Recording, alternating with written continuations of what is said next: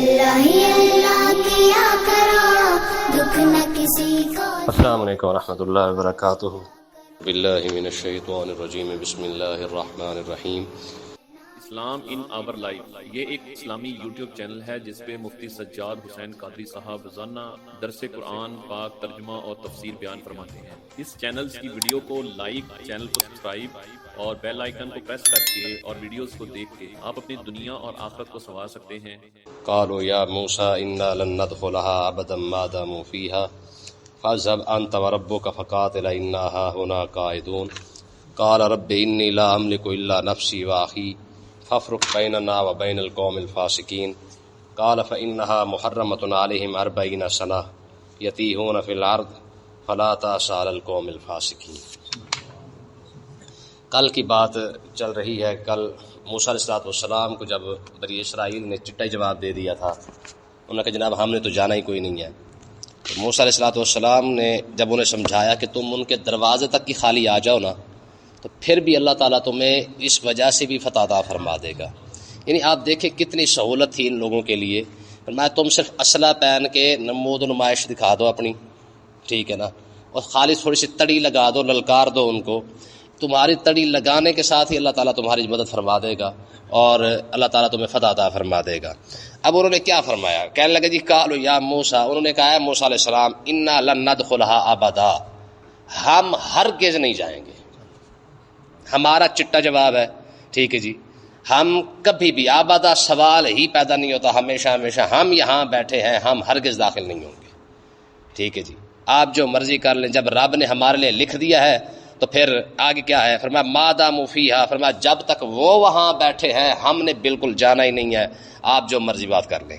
تو اب انہوں نے آگے کیا کہا؟ فاذهب انت وربک، تو جا، وربک، اور اپنے رب کو بھی ساتھ لے جا، اپنے رب کے ساتھ جا، فقاتلا، دونوں جا کے جہاد کرو، انا ہاہنا قاعدون، ہم یہاں بیٹھے ہوئے ہیں۔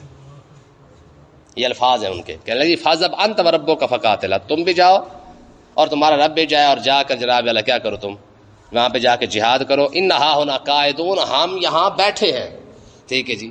اب آپ خود اندازہ کریں کہ ان لوگوں کی تساہل پسندی اور جہاد سے بھاگنے اور جہاد سے رائے فرار اختیار کرنے کی یہ صورتحال تھی ان کی، کہ وہ سارے احسان فراموشی تھی نا، سارے احسانات بھول گئے۔ اب دیکھیں نا، جنہوں نے دریا کو یار اپنے کیا کہتے ہیں جی راستے بنتے ہوئے دیکھا ہے، دریا کے اندر سے گزرتے ہوئے دیکھا ہے، اپنے دشمن کو اس میں غرق ہوتے دیکھا تھا، بادل ان کے اوپر سایہ کرتا تھا، یہ سارا کچھ اپنی آنکھوں سے دیکھا تھا، لیکن بے یقینی کی انتہا یہ تھی کہ ان کو اتنا بھی یقین نہیں تھا جب رب فرما رہا ہے میں تمہیں سمندر سے، اگر دریا کے اندر سے راستے بنا کے دے سکتا ہوں تو اس قوم کو تمہارے آگے لگانا کون سا بڑا مشکل کام ہے؟ یہ تمہارے آگے لگ جائے گی، پر شرط یہ ہے کہ تم بھی تو تھوڑا سا آگے نکلو تو صحیح نا، ٹھیک ہے نا جی۔ اس وجہ سے یقین کریں ہمارے بزرگ فرماتے پھر صحابہ ہی ہیں، مشکل سے مشکل ترین لمحات کے اندر بھی کسی ایک صحابی نے بھی نہیں کہا کہ یا رسول اللہ ہم سے یہ کام نہیں ہوتا، ٹھیک ہے۔ نجاشی نے حضرت ابو سفیان رضی اللہ تعالیٰ عنہ کے ساتھ جو مکالمہ ہے نا نجاشی کا حضرت ابو سفیان کے ساتھ، تو اس نے یہ سوال کیا تھا، اس نے کہا یہ بتاؤ، اس جو نبوت کا دعویٰ کر چکا ہے، جس نے یہ دعویٰ کیا کہ میں نبی ہوں، اس کے جو بندے بڑھتے جا رہے ہیں یا کم ہوتے جا رہے ہیں؟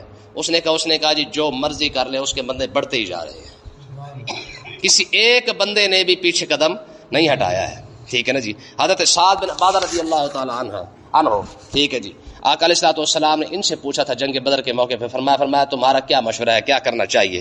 تو انہوں نے عرض کی تھی، انہوں نے کہا یا رسول اللہ آپ ہمیں سمندر میں کودنے کا بھی حکم دیں گے نا، ہم خوشی کے ساتھ کود جائیں گے، ٹھیک ہے جی۔ جنگ تو پھر بھی جنگ ہے نا، کوئی بچ گیا، کوئی شہید ہو گیا، کوئی زندہ رہ جاتا ہے نا، ٹھیک ہے۔ فرمایا سمندر تو وہ ہے، ظاہر ہے جو بندہ پانی کے اندر چلا جائے وہ اس کے واپس آنے کے کوئی چانس نہیں ہوتے ہیں، بہت مشکل بندہ بچتا ہے نا وہاں پہ۔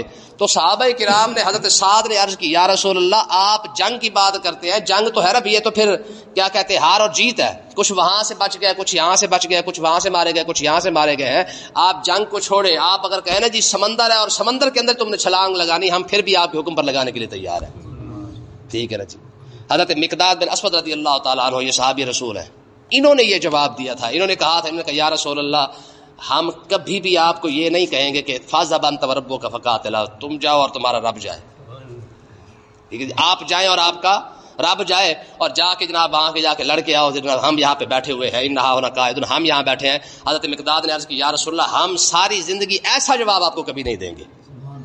ٹھیک ہے نا جی، ہم بیٹھے یہاں پہ، ایسا کبھی نہیں ہوگا. جہاں بھی آپ حکم کریں گے، جہاں آپ اشارہ کریں گے یا رسول اللہ ہم بھی جانے کے لیے تیار ہیں، ہماری اولاد بھی حاضر ہے، ہمارا مال بھی حاضر ہے.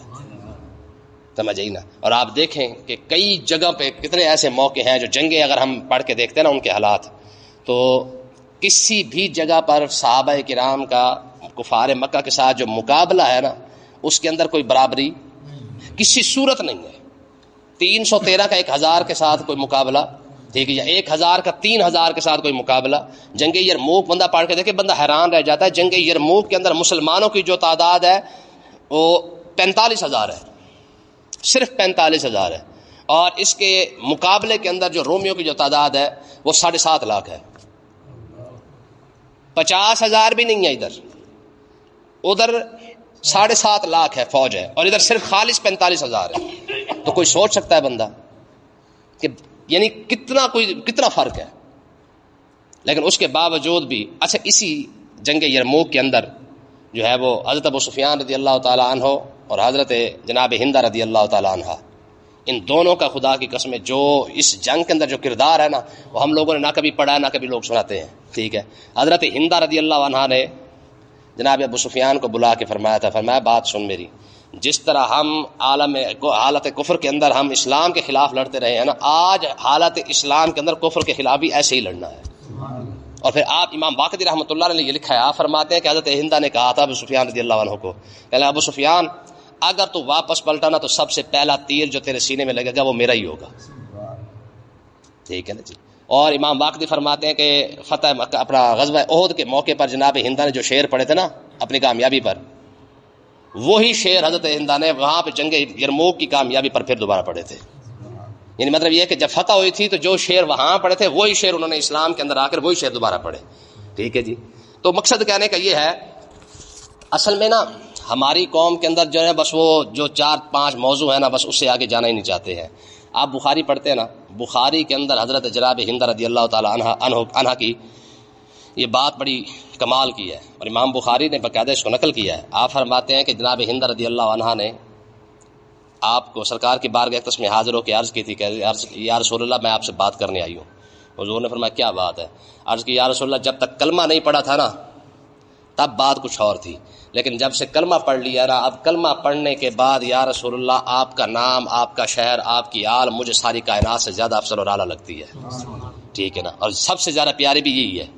ٹھیک ہے جی. اب دیکھیں نا یہ وہی جناب ہندہ ہے جن کے بارے میں صرف ایک بات سنائی جاتی ہے جنہوں نے کلیجہ چبایا. ٹھیک ہے، حالت کفر کے اندر تو بڑے بڑے کام ہوئے ہیں، میں تو پہلے بھی آپ کو جیسے بتاتا رہتا ہوں کہ دیکھیں نا جی جناب ہندہ نے اگر کلیجہ چبایا تو جناب عمر کیا کرنے جا رہے تھے؟ ٹھیک، لیکن وہ حالت کفر تھی. جب کلمہ پڑھ لیا تو پھر یہ سارے کے سارے صحابہ کرام غلامی کی صورت میں آئے کہ نہیں آئے.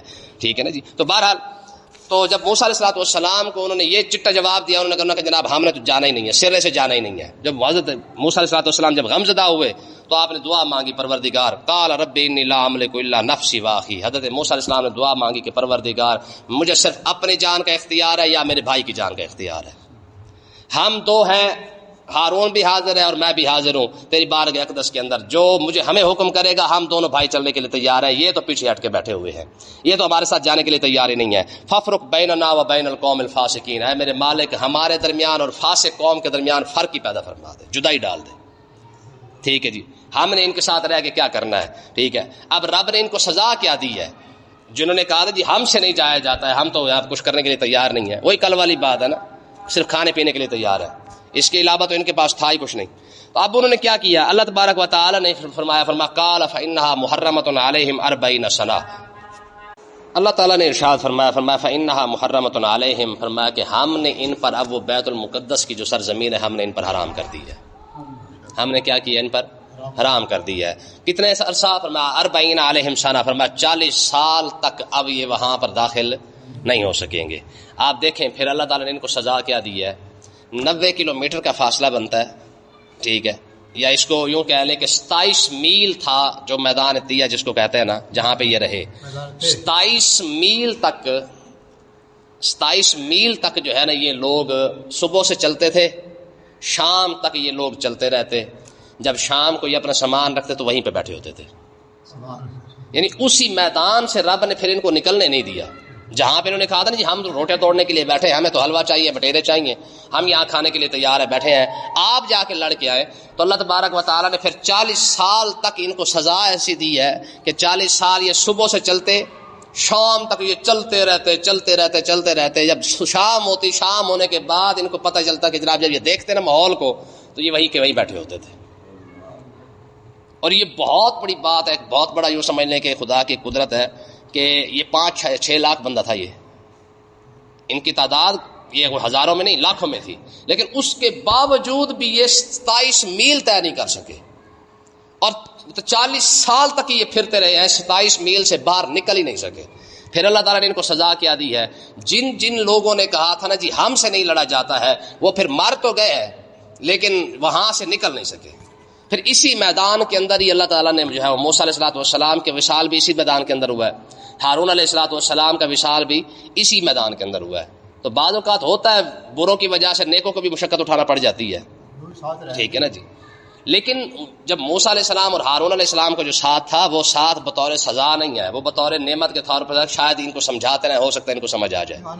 لیکن اس کی مثال ہے جیسے ہسپتال کے اندر مریض بھی ہوتا ہے نا, اور ساتھ ڈاکٹر بھی ہسپتال کے اندر ہی ہوتے ہیں. اب مریض ہوتا ہے وہ مرض کی وجہ سے ہوتا ہے ہسپتال کے اندر, ڈاکٹر کسی مرض کی وجہ سے ہسپتال میں. جیل کے اندر جیسے قیدی ہوتے وہ بھی جیل کے اندر ہی ہے, ٹھیک ہے. اور سپاہی بھی, پولیس والے بھی ہوتے وہ بھی جیل کے اندر ہے, وہ بھی ویسے ہی قید ہوتے ہیں جیسے قیدی قید ہوتے ہیں. لیکن وہ قیدی ان کی نہیں ہے, وہ قید نہیں ہوتے, بلکہ وہ یوں سمجھ لیں کہ ان کے ساتھ یوں سمجھ لیں کہ ان کی حفاظت کے لیے ہوتے ہیں. اب جہنم ہے نا, جہنم کے اندر کافروں نے جانا ہے, یہودیوں نے جانا ہے, عیسائیوں نے جانا ہے, گناہ گاروں نے جانا ہے.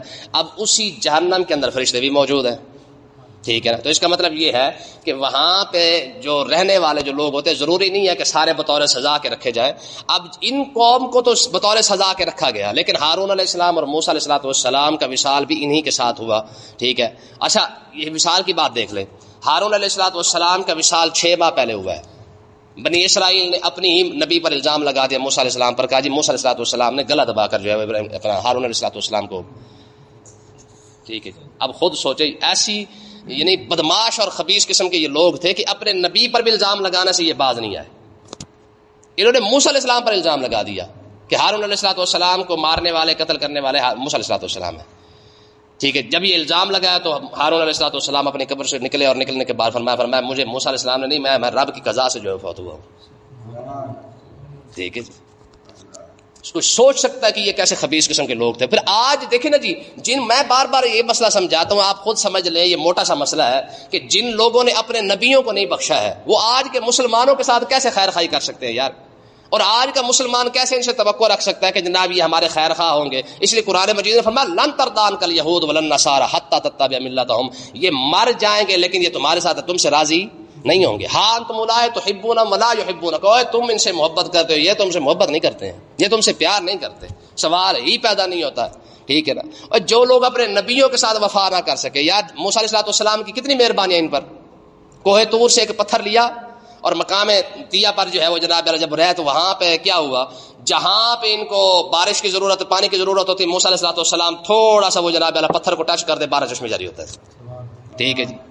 کوئی سوچ سکتا ہے, ٹھیک ہے. پھر اس کے بعد جناب ان کو گرمی لگ رہی ہے, ان کے اوپر جناب بادل کی جو دعا کی جا رہی ہے کہ پروردگار میری قوم کو گرمی لگ رہی ہے, دھوپ لگ رہی ہے, بادل ان کے اوپر سایہ کر رہا ہے, ٹھیک ہے. پانی ان کو وہاں سے مل رہا ہے, لباس ان کا خراب نہیں ہوتا ہے, پکا پکایا کھانا ان کو مل جاتا ہے, ٹھیک ہے. 40 سال تک ان لوگوں نے بیٹھ کے کھایا ہے, اس کے باوجود بھی جتنے الزام تھے سارے کے سارے اپنے نبیوں پر لگائے.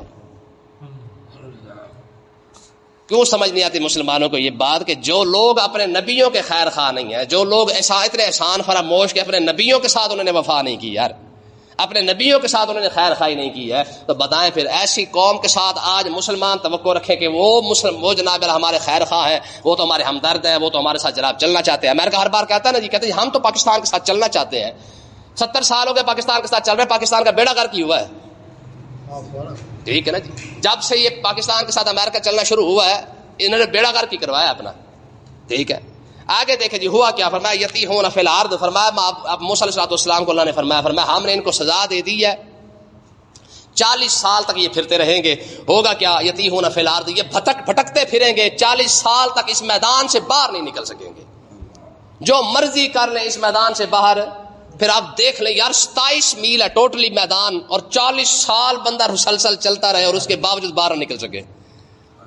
تو اللہ تبارک و تعالیٰ نے ارشاد فرمایا فلا تعص علی القوم الفاسقین. فرمایا کہ اے موسیٰ علیہ السلام کو اللہ نے فرمایا اے میرے کلیم، آپ ایسی نافرمان اور بدبخت قوم پر افسردہ نہ ہوں، آپ غمزدہ نہ ہوں.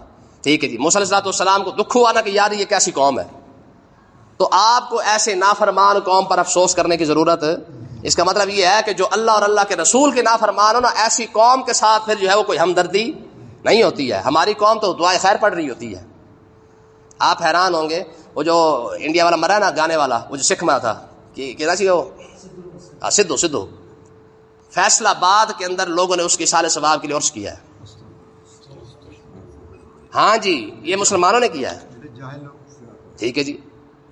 آپ کا شیطان اعظم یہ ایک سکھ کی جگہ پہ جا کے فاقہ خانی کر رہا تھا. اس نے کہا جی اللہ تعالیٰ سکھ کی بخشش فرمائے. اللہ جانے کون سے سکھ پر گیا بیٹھا تھا. یعنی ایسی جاہل قوم ہے، انہیں یہی پتہ کوئی نہیں ہے. تو اللہ تعالیٰ نے ارشاد فرمایا اے میرے کلیم، آپ کو ایسے لوگوں پر افسوس کرنے کی ضرورت ہے. آپ دیکھ لیں، اصول اٹھا کے دیکھ لیں، جو اللہ اور اللہ کے رسول کا نافرمان ہونا، اللہ تعالیٰ کے بارگاہ اقدس کے اندر ایسے لوگوں کے لیے کوئی گنجائش نہیں ہے.